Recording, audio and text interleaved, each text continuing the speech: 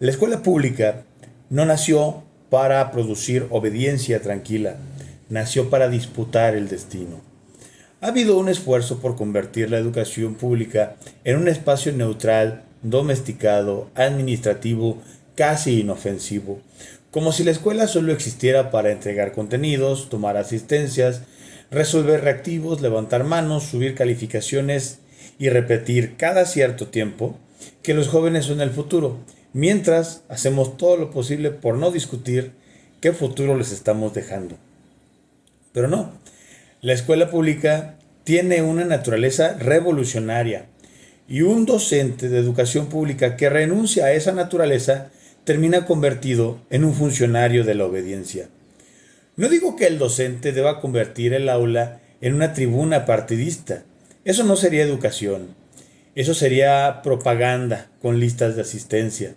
Y de propaganda ya tenemos suficiente en la vida pública como para meterla en el salón de clases. Digo algo más profundo.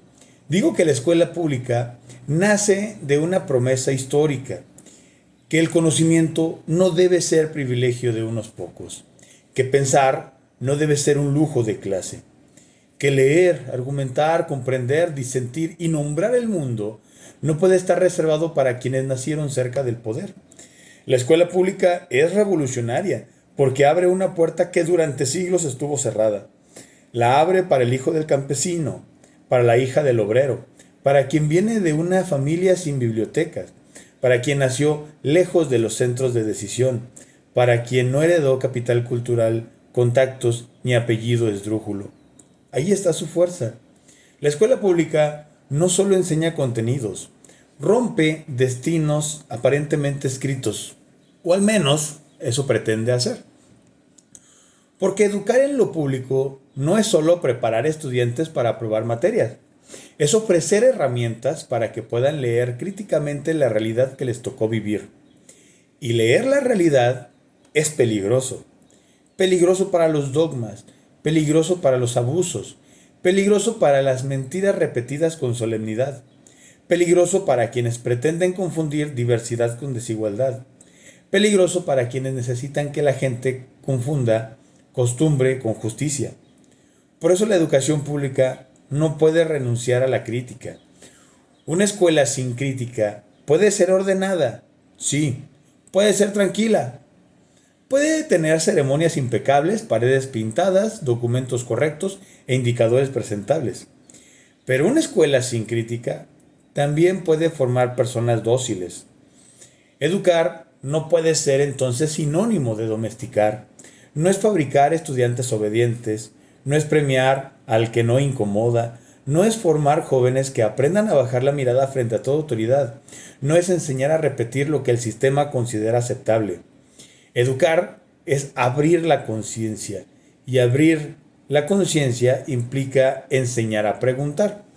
Y preguntarnos, ¿quién decidió que esto debería ser así? ¿A quién beneficia esta idea? ¿Qué injusticia tenemos por aprendida a llamar normalidad?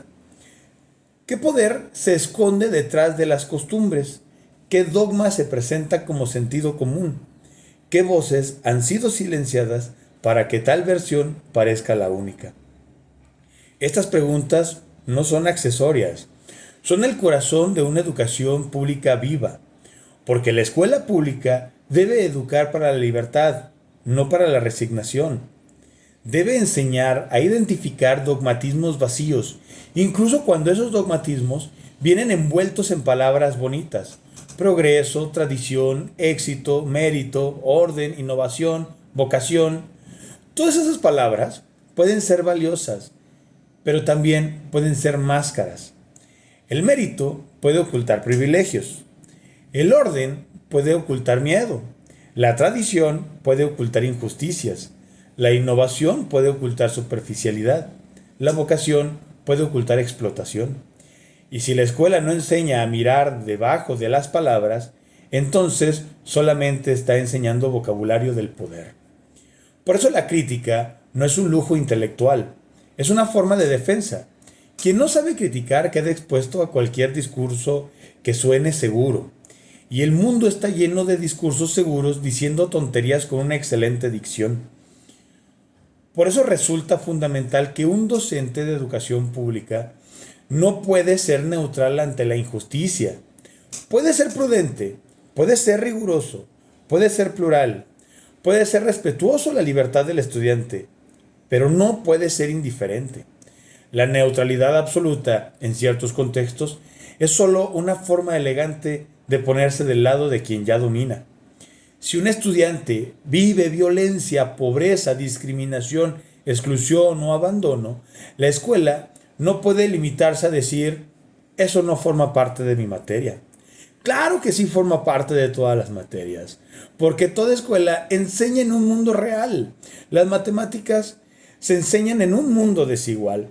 La literatura se enseña en un mundo herido por el lenguaje. La historia se enseña en un país con memoria disputada. La filosofía se enseña en una sociedad que teme a pensar demasiado. La tecnología se enseña en una época que confunde herramienta con destino. Nada de eso es neutral. Por eso el docente público debe tener inspiración revolucionaria. Pero cuidado, revolucionaria no significa dogmática, no significa imponer una ideología, no significa convertir la clase en sermón, no significa fabricar estudiantes a imagen y semejanza del maestro, no significa cambiar la obediencia por otra. Eso sería una traición. La tarea del docente no es enseñar al estudiante a pensar como él. La tarea del docente es impedir que alguien le robe al estudiante la posibilidad de pensar por sí mismo. Esa es la verdadera inspiración revolucionaria. No controlar conciencias, despertarlas, no sustituir dogmas, desenmascararlos, no destruir toda autoridad, enseñar a distinguir entre autoridad legítima y abuso, no rechazar toda tradición, preguntar cuál tradición humaniza y cuál encadena. Porque una educación que se dice crítica, pero no permite disentir, también se vuelve dogma. Y el dogma, venga de donde venga, es enemigo de la educación. Pero si la escuela pública debe ser revolucionaria, ¿significa que debe destruir el pasado? No, ese es un error demasiado simple. El pasado no debe ser destruido, debe ser interrogado. El pasado nos orienta, nos da memoria, nos da lenguaje, nos da raíz, nos muestra errores, nos advierte horrores, nos recuerda luchas que no deberíamos traicionar. Pero el pasado no puede convertirse en jaula. El pasado debe ser raíz, no cadena. Un docente no puede limitarse a proteger el pasado como si toda herencia fuera sagrada. Hay herencias que dignifican y herencias que pesan.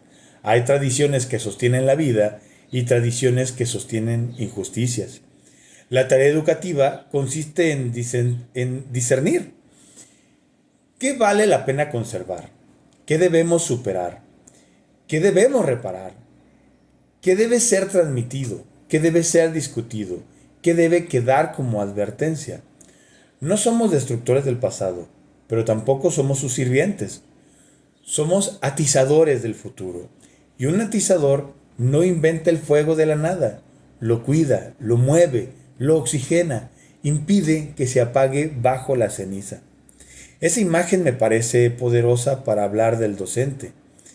El docente no crea el futuro solo, no controla lo que viene, no sabe exactamente cómo será el mundo que enfrentarán sus estudiantes, pero mantiene encendido algo que el futuro necesitará: pensamiento, sensibilidad, memoria, criterio, humanidad, porque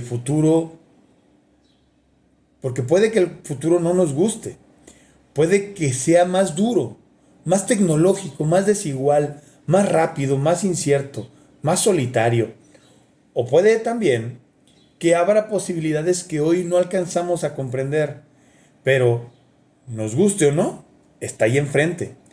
Y no se educa dándole la espalda al futuro, se educa mirándolo con amor a la humanidad, no con ingenuidad, no con obediencia a la moda, no con fascinación tecnológica, no con nostalgia paralizante, con amor, un amor exigente, un amor que prepara, un amor que advierte, un amor que no permite que los jóvenes lleguen desarmados a un futuro difícil.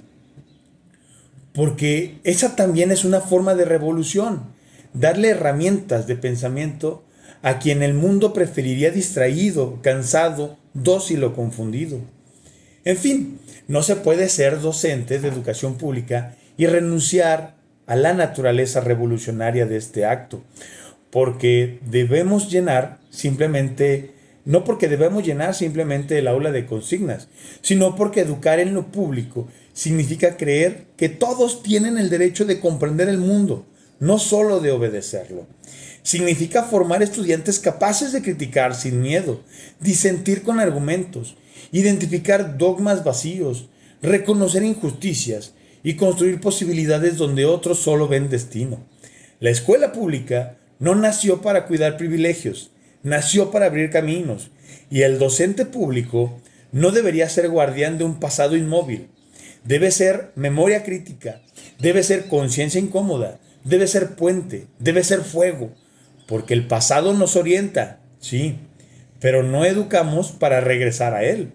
Educamos para un futuro que no conocemos, pero al que estamos obligados a mirar con responsabilidad. Y si ese futuro ha de tener algo de humano, alguien tiene que enseñar a pensarlo antes de que llegue. Esa es nuestra tarea. No domesticar, no repetir, no resignarnos, atizar el futuro, porque una escuela pública sin crítica puede seguir funcionando, pero habrá olvidado para qué nació.